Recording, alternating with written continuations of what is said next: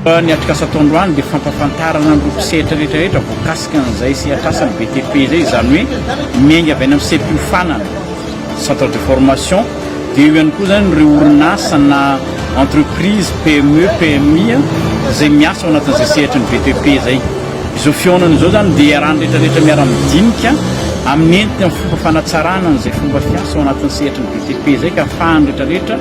mamaritra tetikasa na tetikady na stratégie ahafahana manatanteraka an'izay politique nationale noho ny fahatsapahany fanjakana an'izay indrindra no namoahana n'ity politique ity mba ahafahana mba miatrika an'izay